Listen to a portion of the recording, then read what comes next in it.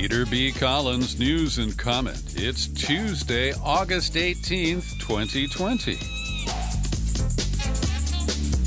Well, I survived the first episode of the Democratic National Committee's quadrennial infomercial. We'll comment on that shortly. But the big news today, and it's a rare move, the Trump administration has blinked. Trump never backs down. He only doubles down. But today, his crony, his funder and political ally, who he installed as Postmaster General, DeJoy, has yielded to critics. And he has announced that he is suspending his demolition of the United States Postal Service until after the election. Then he'll get back to the work that he has embarked on there. But this is good news, and hopefully will put to rest all of the chaotic commentary that has come from Captain Chaos. That, ballots are going to be mailed out en masse. The Postal Service is going to choke on all of this inbound mail to the election offices. It's going to lead to a corrupt election. Well, I am hopeful that this move will avoid the worst of what Trump has been predicting and then, trying to convert to a self-fulfilling prophecy. So the 671 mail sorting machines that they had started to dismantle will be back online. Overtime will be restored. The blue mailboxes that have been suspiciously removed in Oregon, Pennsylvania, California, Ohio, Montana, and Arizona? Well, it doesn't say that they will be reinstalled, but they're going to stop removing them. So this is very interesting, and from what I can gather, it appears that Mitch McConnell was the guy who tipped the scales here against Trump's scheme to use the post office to scare people from using vote-by-mail systems in November. McConnell said that he didn't share the president's view, and because the Senate has called DeJoy to a hearing this Friday, the House coming back into a special session starting Saturday, they have scheduled a hearing with DeJoy on Monday. And I don't know if those hearings will go forward. I don't know if the legislation promised by Speaker Pelosi will be heard and then, an attempt made to pass it in the House. Previously, I'd said that would be dead on arrival in the Senate, but with the news, or at least the hint, that Mitch McConnell didn't support this, then the hearings there were beyond the control of the Republican Party, and that could have been what caused Trump to back down. So let's chalk one up for the people and the loud voices that were raised, the objections by people who get their prescriptions by mail. I heard a lot of talk, and we'll get to detailed comments on the Democratic video presentation last night, but a lot of people were describing how seniors, get their Social Security checks through the mail. And I suppose you can still do that. But as somebody who gets a little check from Social Security every month, they do not give me the option to receive a check in the mail. It is direct deposit. Now, I do understand I get some prescriptions by mail, and also if you get your bills late, you can end up paying them late, and then you get in trouble. Your credit report gets dinged. So the ripple effect is considerable. But Captain Chaos, he can't stop himself. Today, even as DeJoy walked back his threatened internal changes at the Postal Service, he raised the prospect of having to redo the presidential election if states widely embrace universal mail-in balloting. Universal is going to be a disaster. the likes of which our country has never seen, he said. It will end up being a rigged election, or they will never come out with an outcome. They'll have to do it again, and nobody wants that. I don't want that. And, of course, this is the straw man that Trump loves to create, just like the straw man last week who told him Kamala Harris isn't a citizen, isn't qualified to run for vice president. But we know the real issue here, and I've said this before, is that Republican voter suppression schemes have limited impact on absentee voters.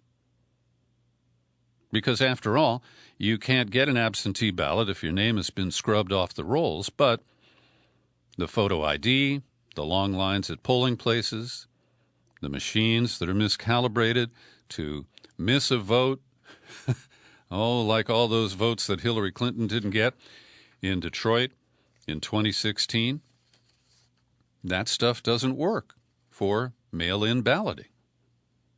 So I consider this to be a good development. And we haven't had many of those recently, have we? So today, a 1,000-page report, which I have yet to read. I'm basing my coverage here on news accounts from the New York Times and the Washington Post. The Republican-led Senate Intelligence Committee released its report on Russian meddling in the 2016 election. Now, by all accounts, this is a fairly bipartisan effort. There are some dissents from some of the Republicans who just want to spin it up that there was no collusion.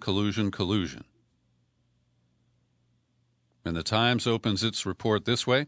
A sprawling report released Tuesday by a Republican-controlled Senate panel that spent 3 years investigating Russia's 2016 election interference laid out an extensive web of contacts between Trump campaign advisors and Russian government officials and other Russians, including some with ties to the country's intelligence services. Now, I'm reading this very carefully because there are a lot of phrases here that are far short of declarative or definitive. Here's an example. The Russian government undertook an extensive campaign to try to sabotage the 2016 American election to help Trump become president, and some members of Trump's circle of advisors were open to the help from an American adversary. Now, that comes up short of saying that they colluded or that they, accepted this help. They were open to it. Well, we've known that since the disclosure of the Trump Tower meeting with the boys and Manafort and the woman Veselnitskaya, a lawyer. So they were open to help. But it doesn't prove that that help was actually provided or accepted. A couple of paragraphs later, they cite the Mueller report. The Senate report did not conclude that the Trump campaign engaged in a coordinated conspiracy with the Russian government, a fact that Republicans seized on to argue that there was no collusion. Then they focus on Paul Manafort, who was for a period of time the campaign manager for Trump. And we know he is deeply corrupt in Ukraine, and he had friends, people he owed money to, oligarchs in Russia. But we have to remind you that Paul Manafort is locked up in a federal prison for various types of fraud, tax evasion, and failing to tell the truth to investigators. He is not convicted of any direct involvement in whatever schemes these reports suggest occurred. So the big takeaway, according to the Times, is that the Senate report upgraded Konstantin Kilimnik, who Mueller referred to as a person associated with Russian intelligence, to a Russian intelligence officer. Democrats highlighted those ties in their own appendix to the report, noting that Manafort discussed campaign strategy, shared internal campaign polling data with Kilimnik, and later lied to federal investigators about that. Democrats also added an explosive detail that investigators had uncovered information possibly tying Kilimnik to Russia's major election interference operations conducted by the intelligence service GRU. Here is a quote.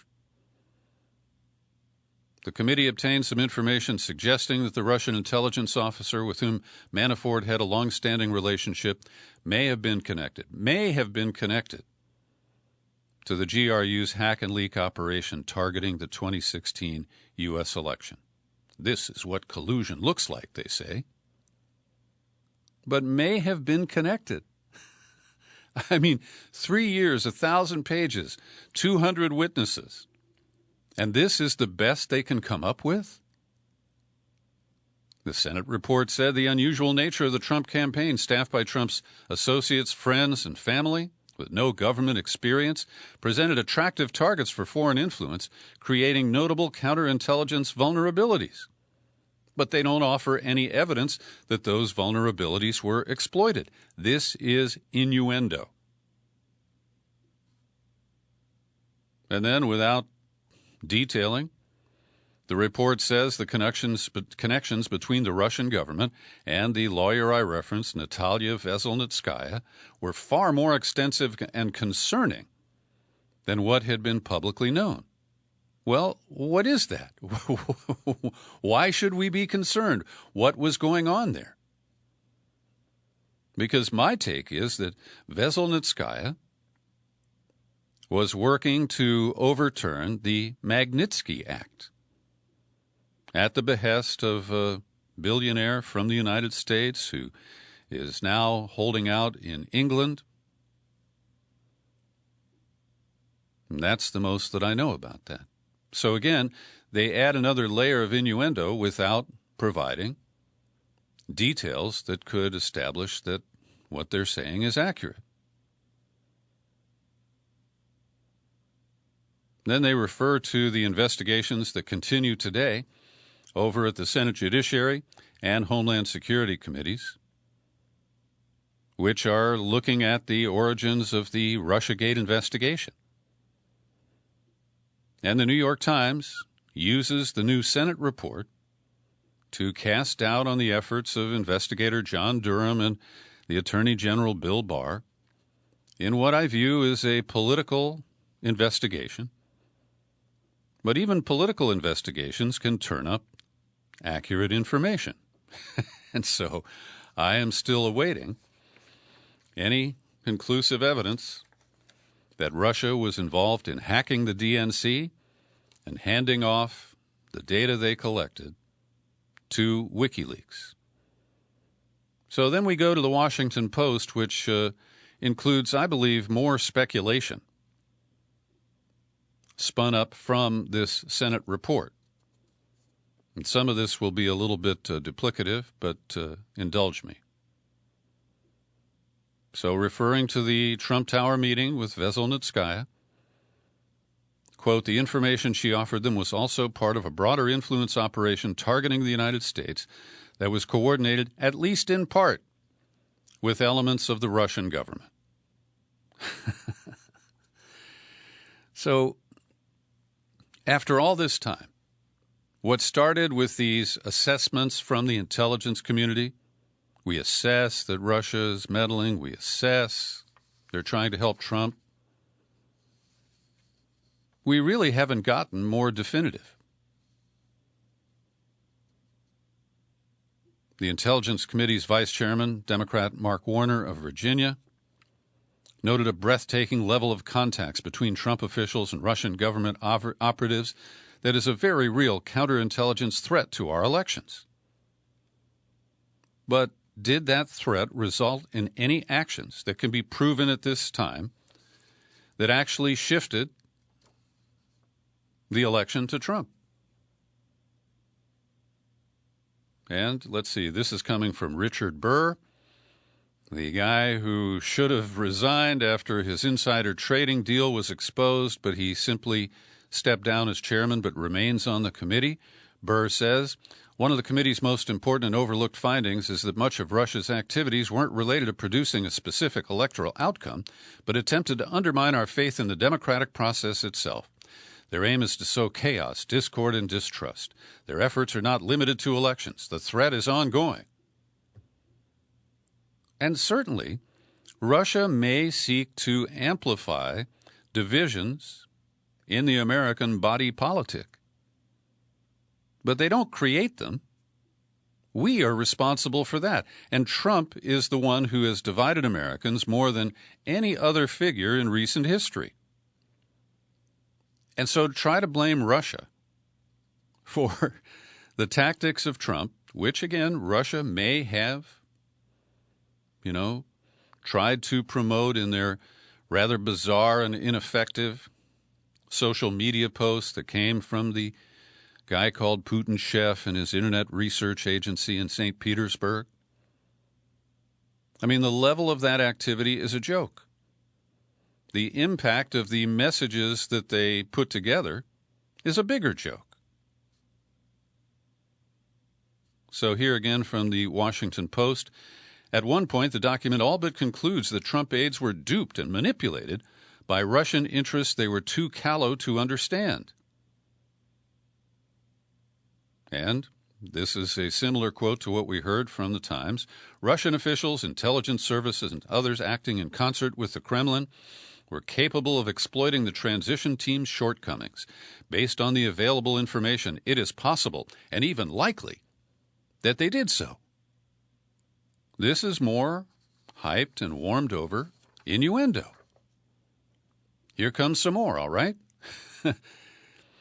The committee did find, however, that Putin personally directed the 2016 hack and leak campaign targeting the Democratic Party, the DCCC, and the Clinton campaign. The anti-secrecy group WikiLeaks actively sought and played a key role in the Russian campaign and very likely knew it was assisting a Russian intelligence influence effort. The report stated, surmising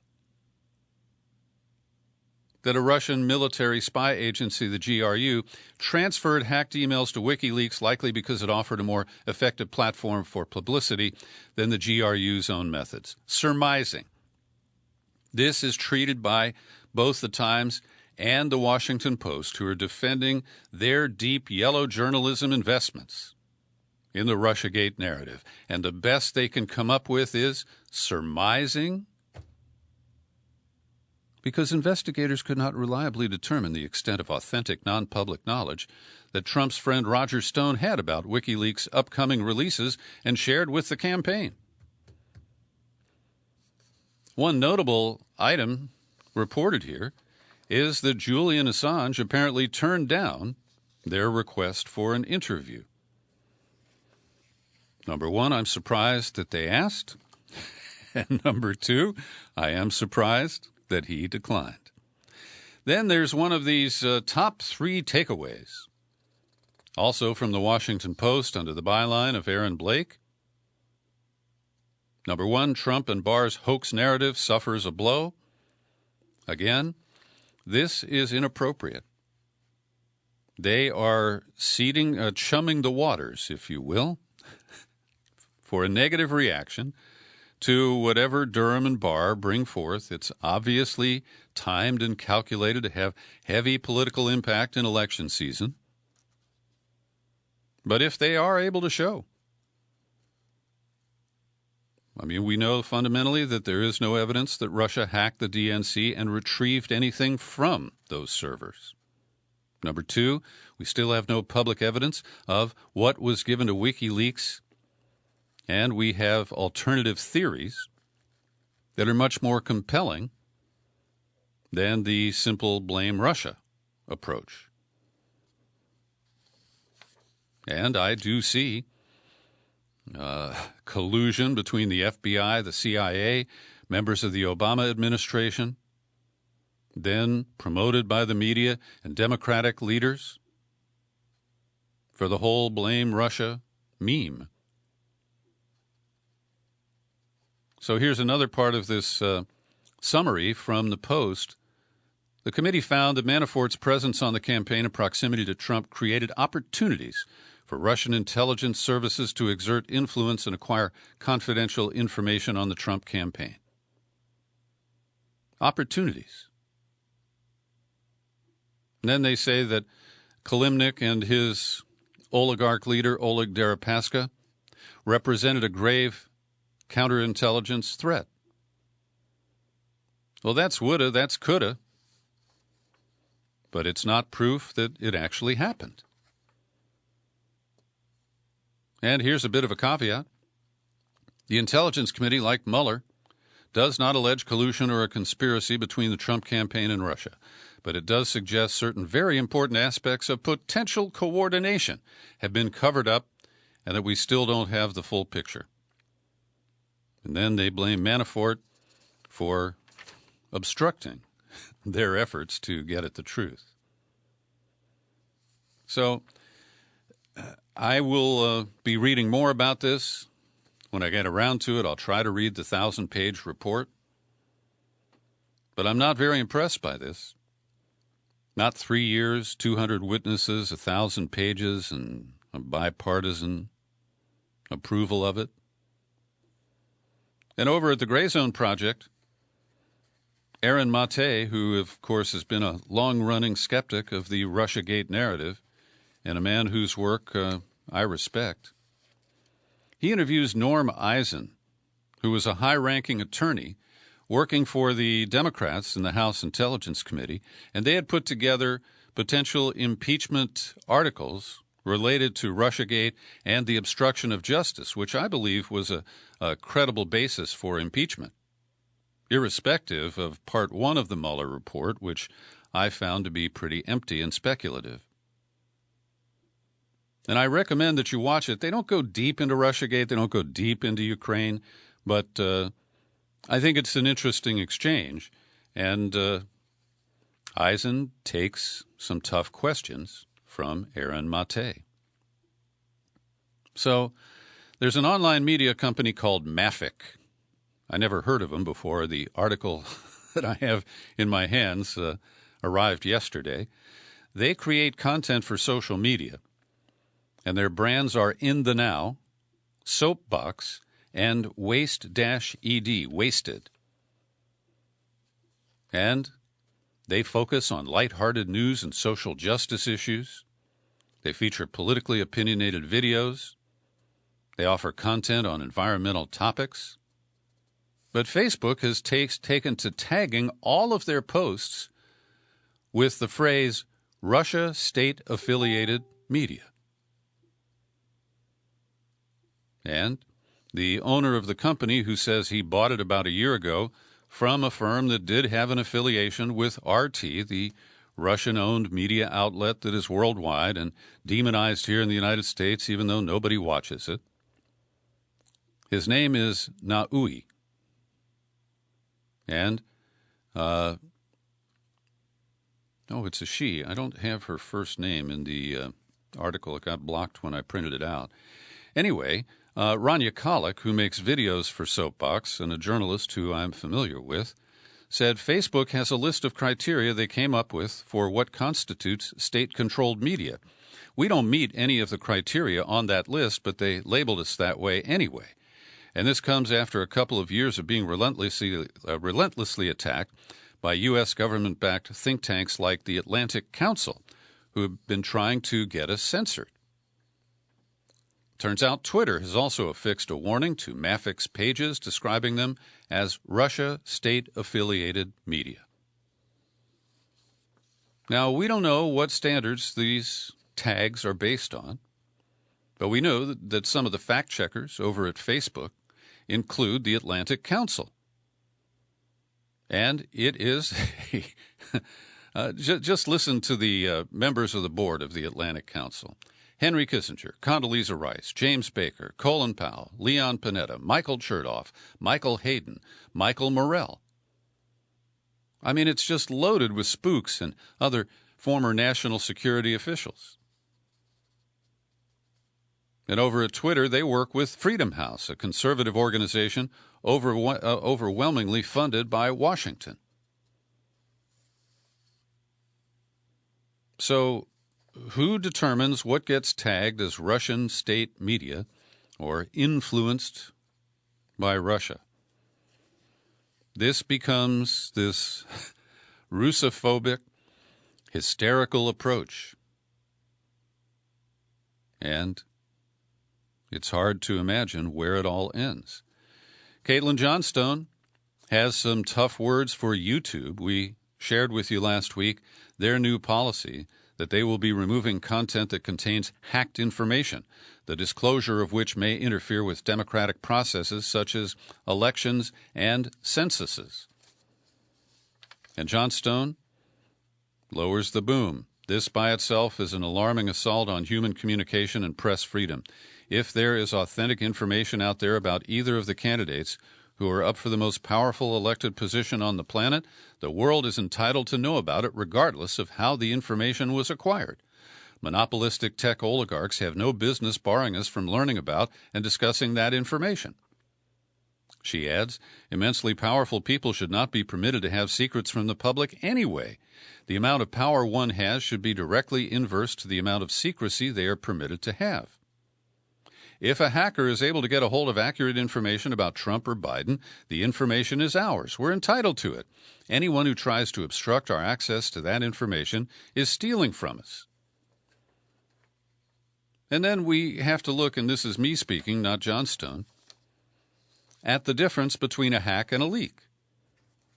And there are calculated leaks by insiders in the government every damn day. And they are never treated the way hackers or whistleblowers or outside leakers are. And this leads to our next story from the estimable Kevin Gosztola at Shadowproof. And he surveys the landscape for all the people who are outraged that Trump has dangled a pardon for Ed Snowden.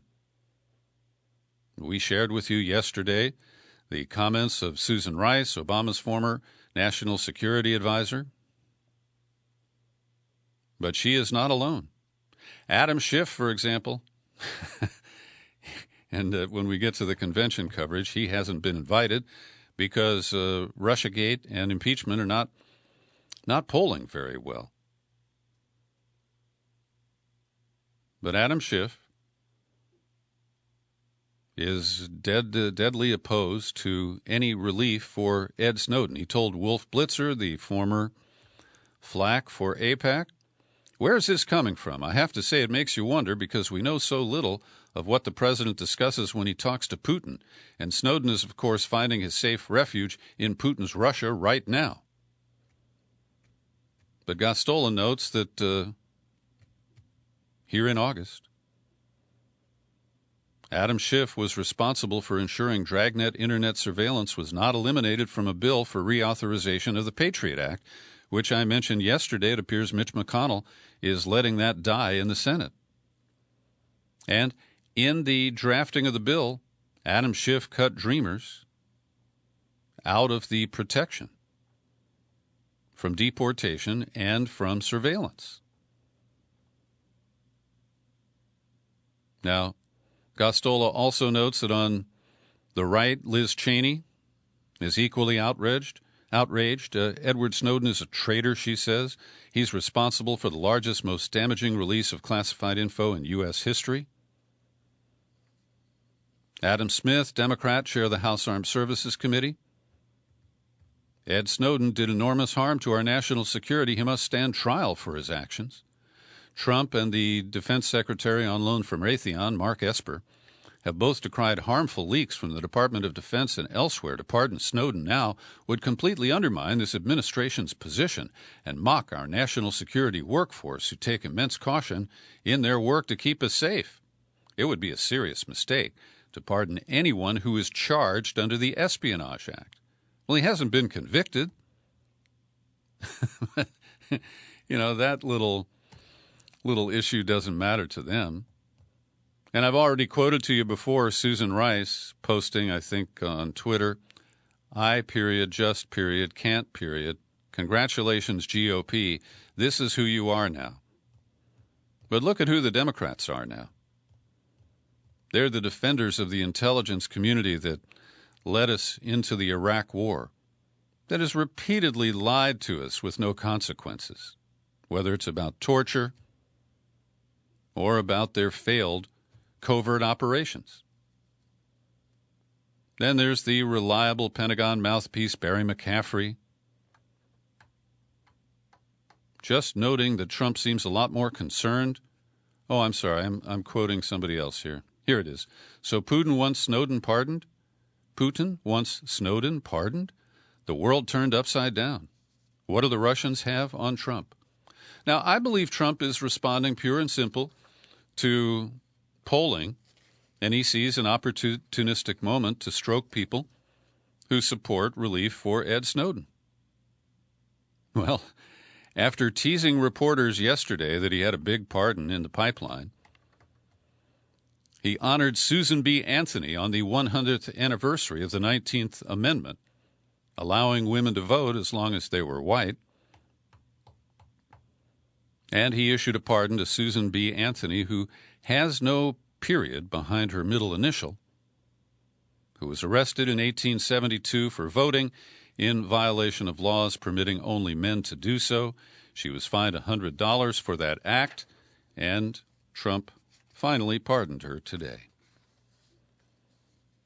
So last night I was a little bit thwarted trying to watch the Democratic convention online because my cable provider, Comcast, made it impossible for me to change the channel.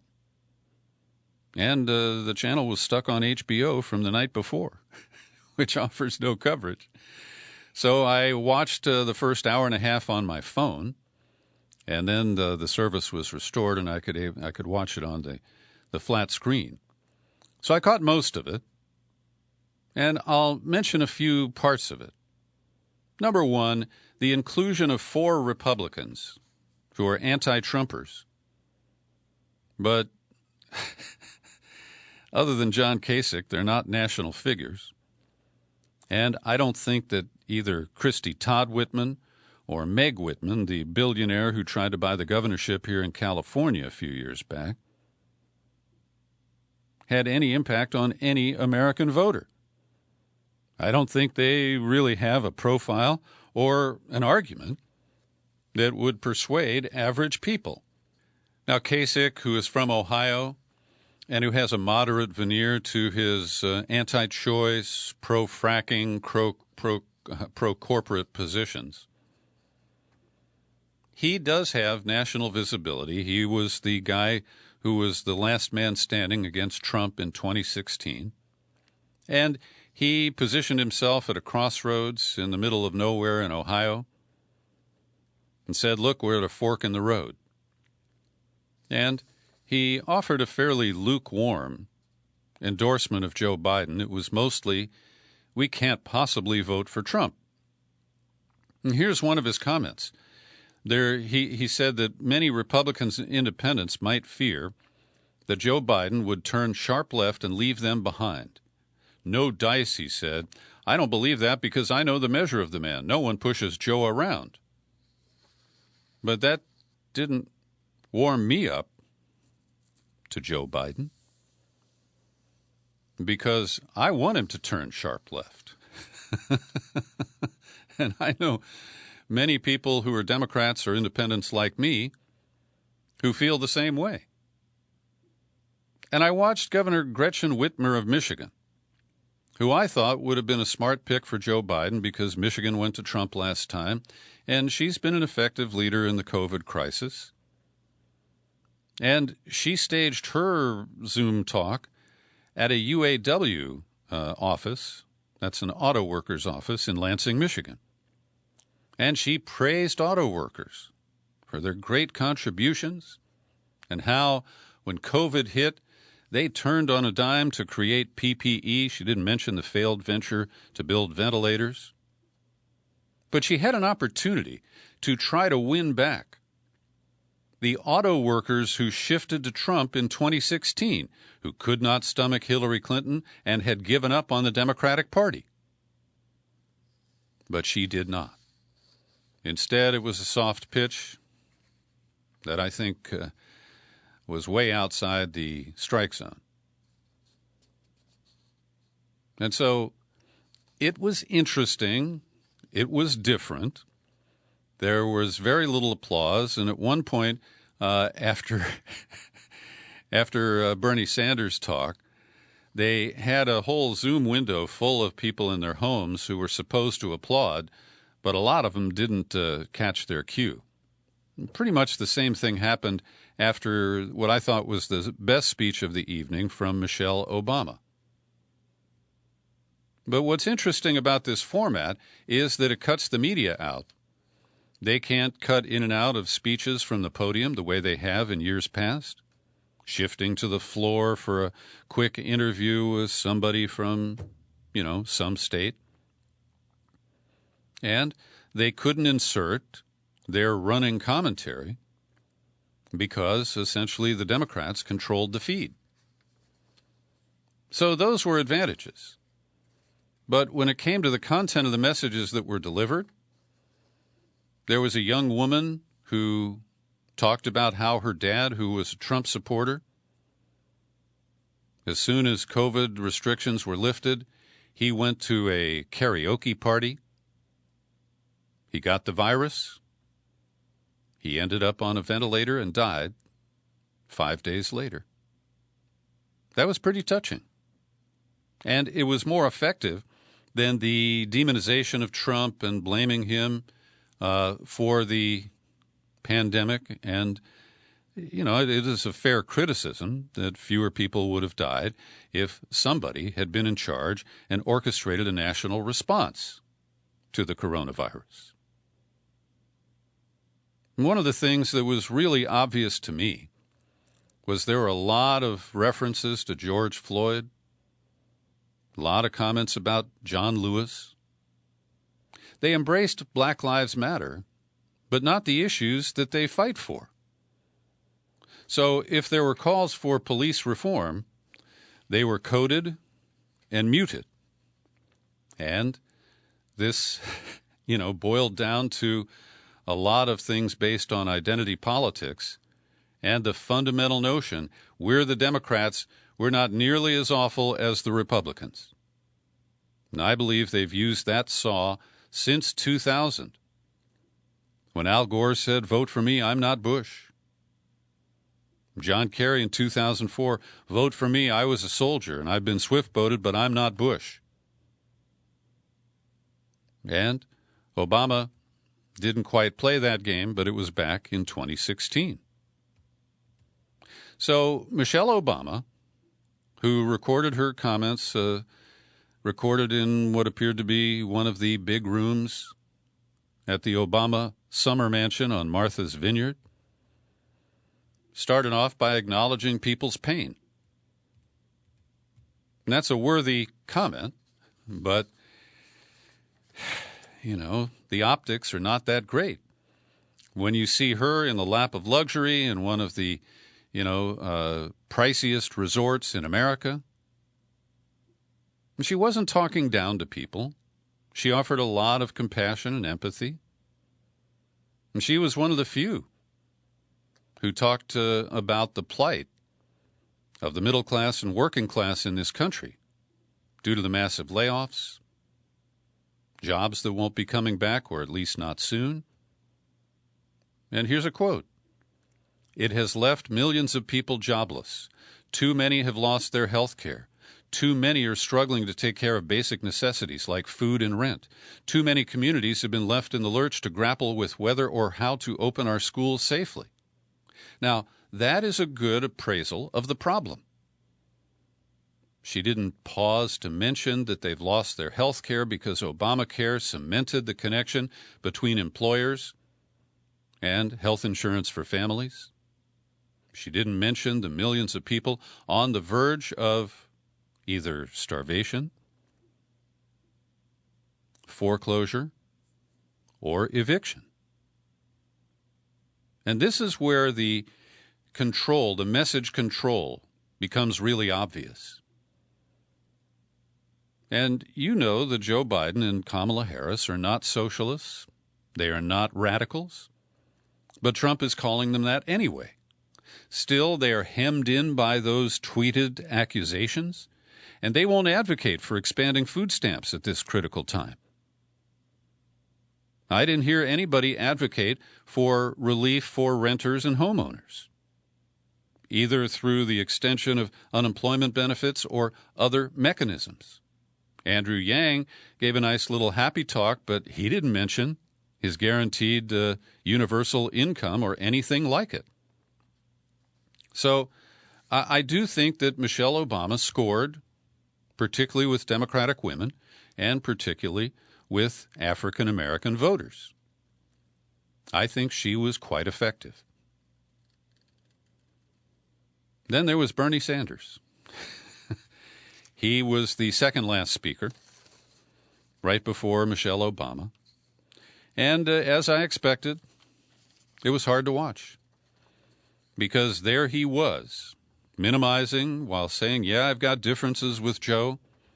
It's all framed around this, not Trump.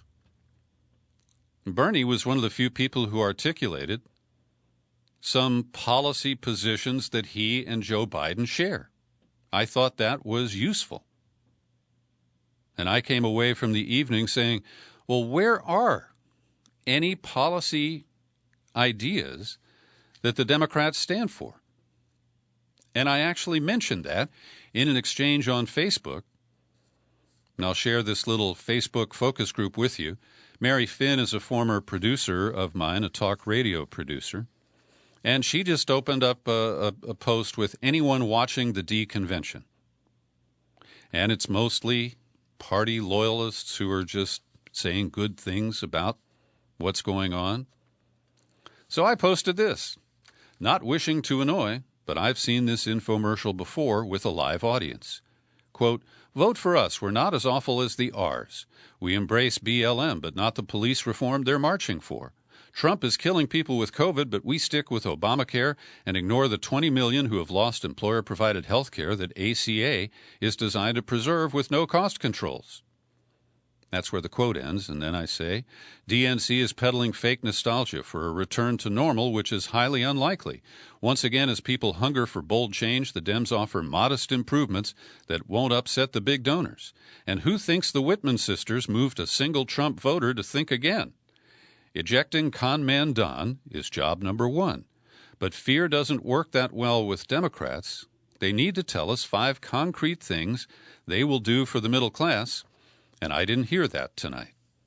So Mary replied, well, the choice is clear, regardless of our misgivings on the messaging.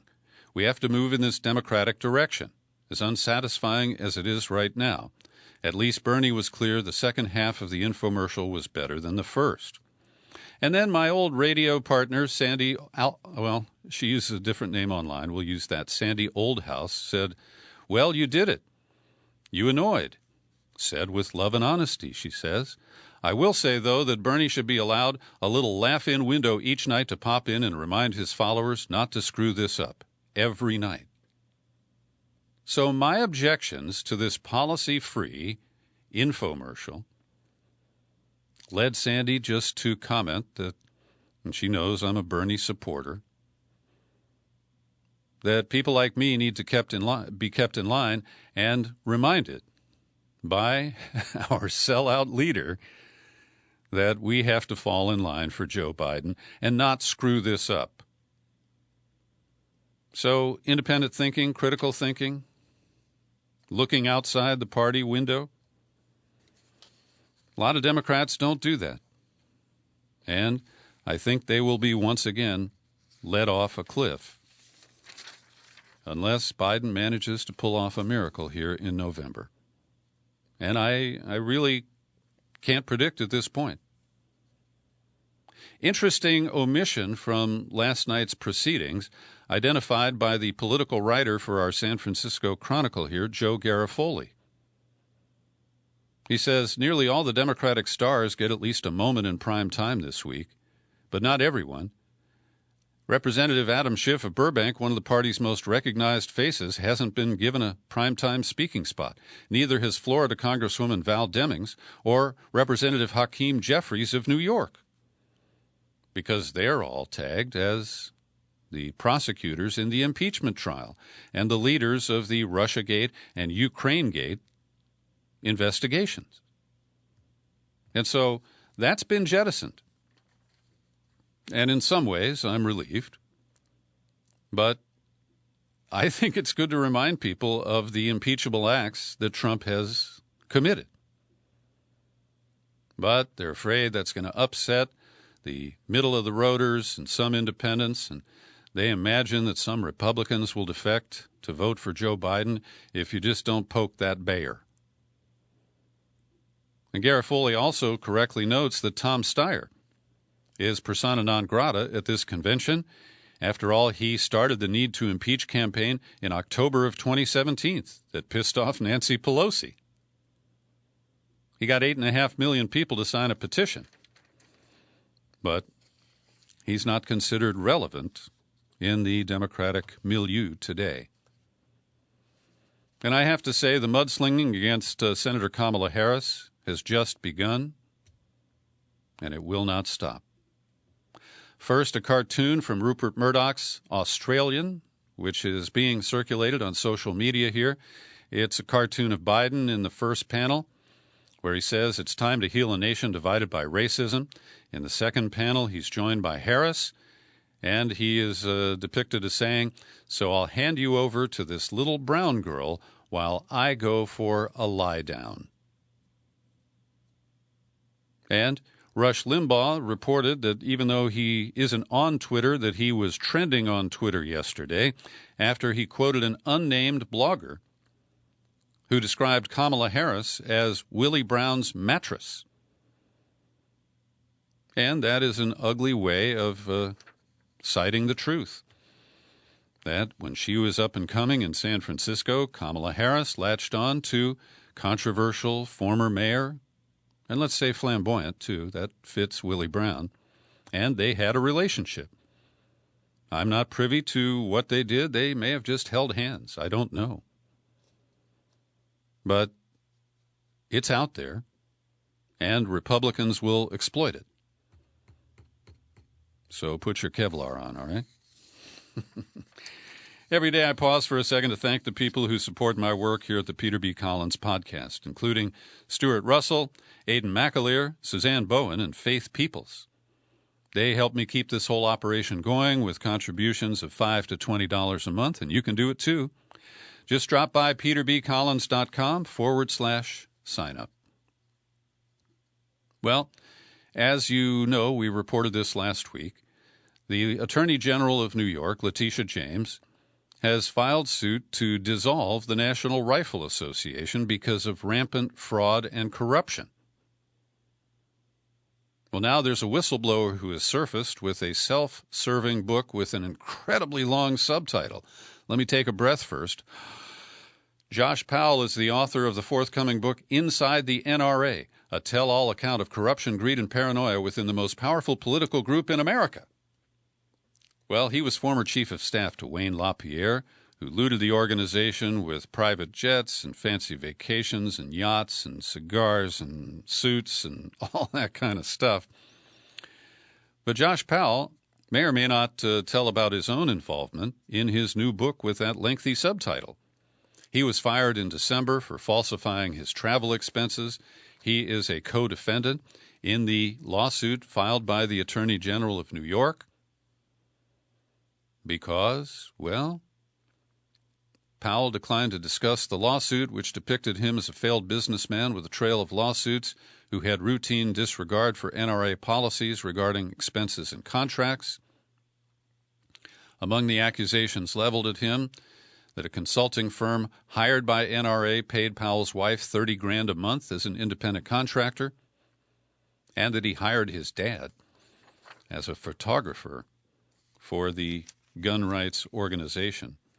And the NRA and gun nuts scored a victory here in the formerly liberal Ninth Circuit Court of Appeals based in San Francisco. Last Friday, they overturned a voter-approved ban on the possession of large-capacity gun magazines, those holding more than 10 bullets. Now, the ruling doesn't overturn a 2000 state law banning the sale of those magazines or a 2013 law prohibiting their purchase. What was overturned is a ban on possession that was part of a voter-approved Proposition number 63 in November of 2016. And here in California, we're in day 4 or 5 of a heat wave where we're seeing record high temperatures, 130 in Death Valley the other day. and it's led to rolling blackouts across the state and some finger pointing. So let me explain. We have a very lame Public Utilities Commission, which is supposed to regulate the monopoly energy providers like Pacific Gas and Electric, which I call our rogue utility. And then there's an independent system operator, and it controls the grid. And it looks at demand, it looks at supply. And when demand outstrips that supply, they order the utilities to impose rolling blackouts. And we didn't get any notice on Friday before they shut our power off for most of the evening. Well, what happened was they were short about 1,000 or 1,400 megawatts. And it's kind of a perfect storm because ordinarily we'd import the power from somewhere else, but they're all broiling too, and people want to run their air conditioners, and so there wasn't any additional voltage available to import to California. So the governor is pissed. He wrote a nasty letter to the independent system operator, said it's unacceptable, unbefitting of the nation's largest and most innovative state. We failed to predict and plan these shortages. That's simply unacceptable. Well, I agree. But one silver lining here is that some old guard people are blaming renewable energy sources. And I learned, I didn't really know this, but the generation from solar tapers off at about 6 p.m. And sunset right now is at 8 p.m. And so there is a gap there in the early evening when it's still hot and people want to run their air conditioners and their TVs. And we have a slack in the supply of power. And the CEO of the independent system operator, whose name is Berberich, said the state should invest even more in what he calls an overbuild of renewables, along with a fairly extensive deployment of batteries. And Elon Musk, where are you? You got all those damn batteries. Can you lend us a hand at a critical time? Also, with the rolling outages on both Saturday night and Sunday night overnight, we had rare electrical storms that did cause spot wildfires in many locations. And it also featured, at least at my house, 2 different little mini tornadoes. So we saw lightning, was followed by thunder, and then there would suddenly be this rush of wind. Our doors slammed, the summer umbrella fell over, and it happened again about a half hour later. And in areas where lightning had already sparked some fires, this created fire-nado conditions. And this is a rather remarkable and fairly rare condition. So, can I explain it? I'll try. Here is a guy named Snyder who is a meteorologist. Hot air wants to rise. If it's very hot, it wants to rise dramatically.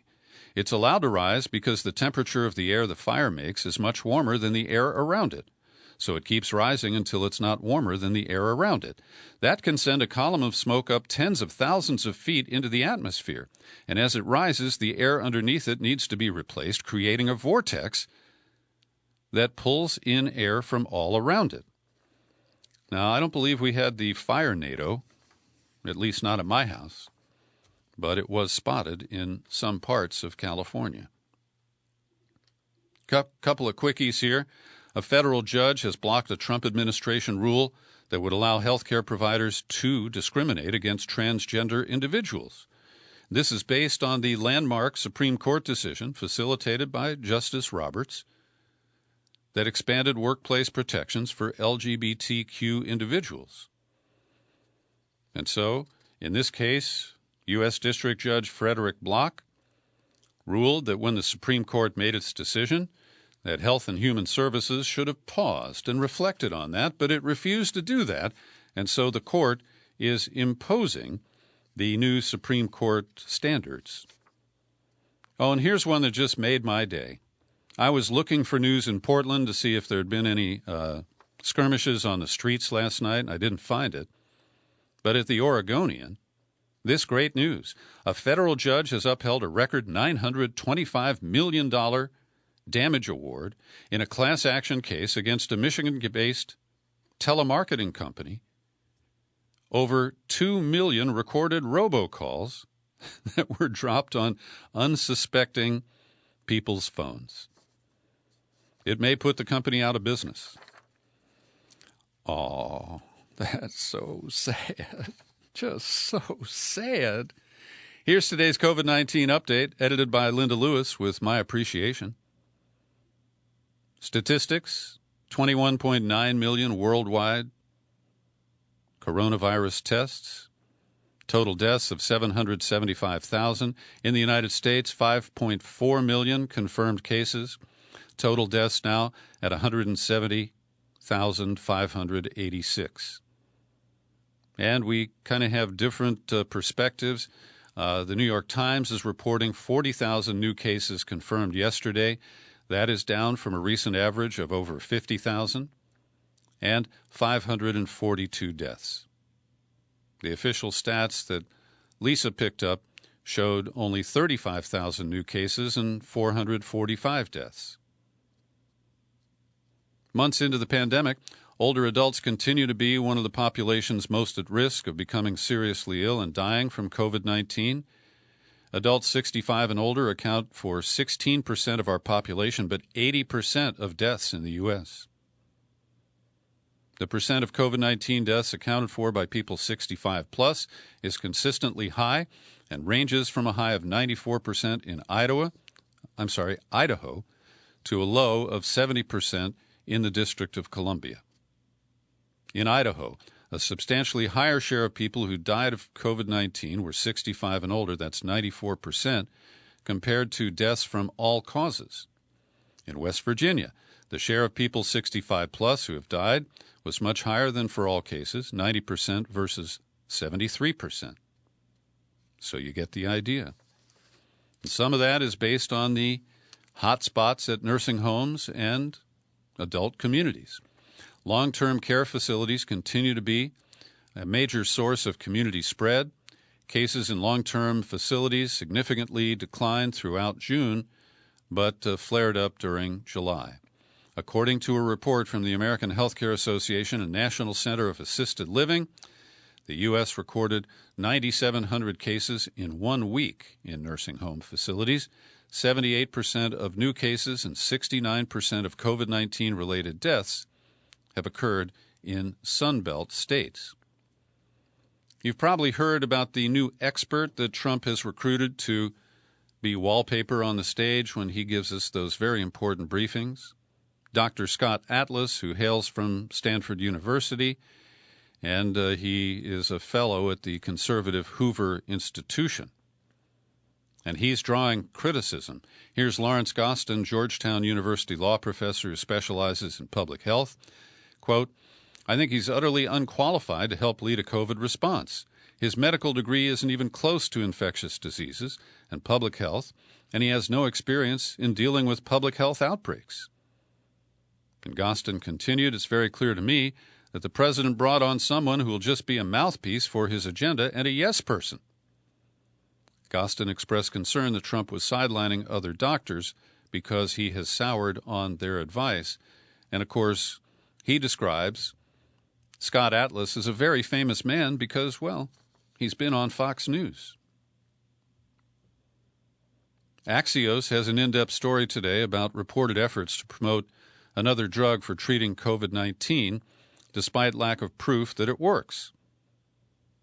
It's a botanical extract called oleandrin. Now, in our yard, we have quite a few oleander bushes. And they survive because the deer don't like them. And we'll get to the side effects of oleandrin and the potential poison involved in a moment. But this is being touted to Trump by HUD Secretary Ben Carson, who is a medical doctor. He is, a pediatric neurosurgeon, and the founder and CEO of MyPillow, the health expert Mike Lindell. And that health expert is bullshit, as you can probably tell. So Lindell set up a meeting. This extract is being pushed by Andrew Whitney of Phoenix Biotechnology, who claimed to administration officials that oleandrin cures COVID-19 in 2 days. The Washington Post previously reported that Lindell, a major Fox News advertiser and a friend of Carson and Trump, helped Whitney get an Oval Office meeting. And now Whitney is trying to get approval of oleandrin from the FDA. And Trump, of course, says, no problem. So oleandrin is an extract from the oleander plant. Researchers have suggested it could be useful to treat cancer because of the way it affects cells and that it could enhance the effects of other cancer therapies. But no published clinical studies show that this botanical cures or prevents COVID-19, nor has the FDA said the product is safe or fit for this purpose. And Linda notes, her research turned up an EU safety study data sheet for oleandrin that notes that it is fatal if it's swallowed or inhaled. Well, then how the hell do you ingest it? It may cause damage to organs through prolonged or repeated exposure. There appears to be a significant safety risk. So we have linked in today's show file to this data sheet that you can find online. And John Solomon, who's been a reliable Trump supporter and promoter of some of his mythology,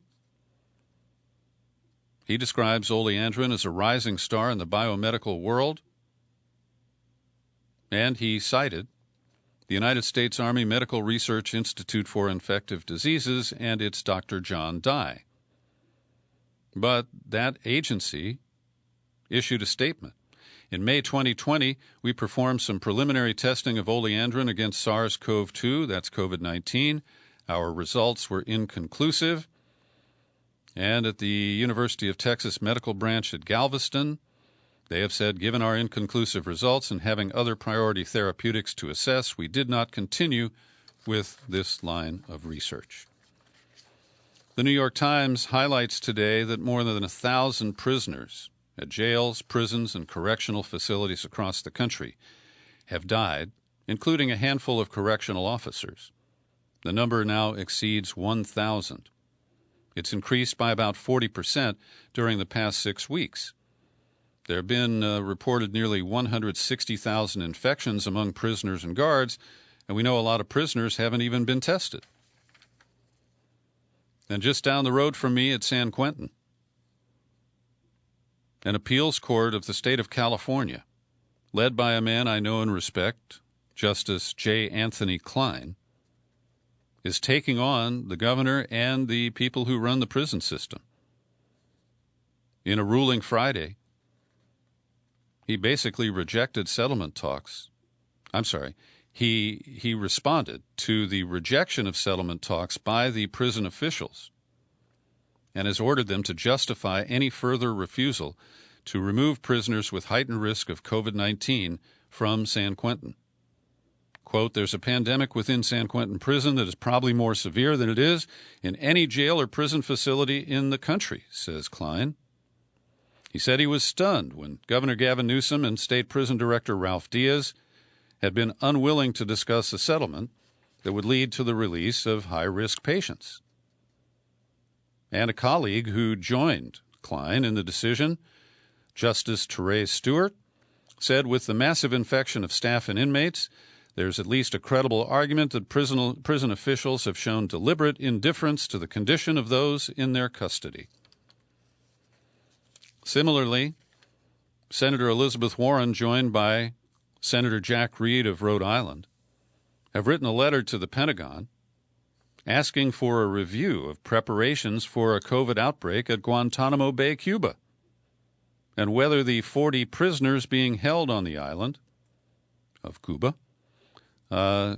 would get adequate care.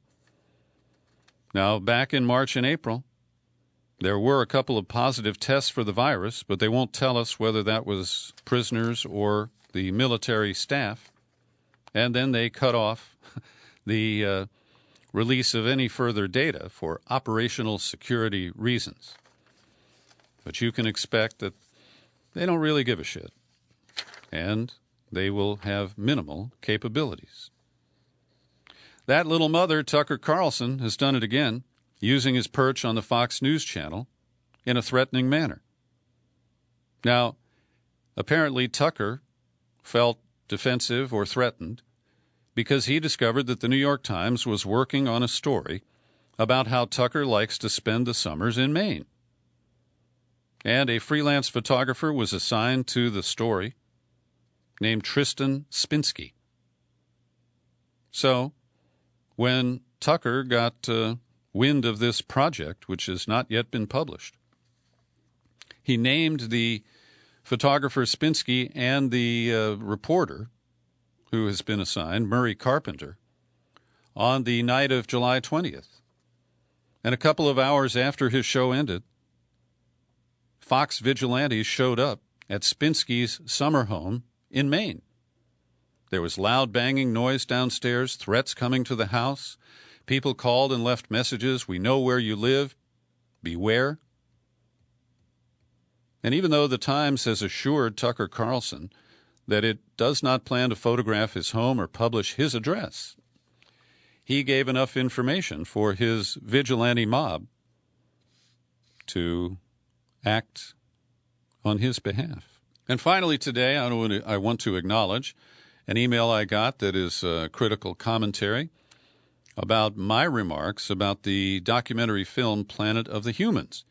And it comes from Paul Elsesser, a longtime listener and supporter of this podcast. And it's thoughtful. I have no problems with his tone.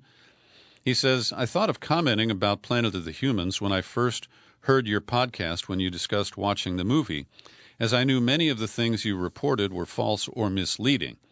I read a few critiques of the movie, but without watching it, I didn't feel good commenting.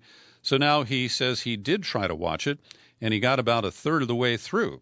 He says the filmmakers start with the lie that charging electric vehicles with coal is the same as burning gas or diesel, and he links to a rebuttal from the Union of Concerned Scientists.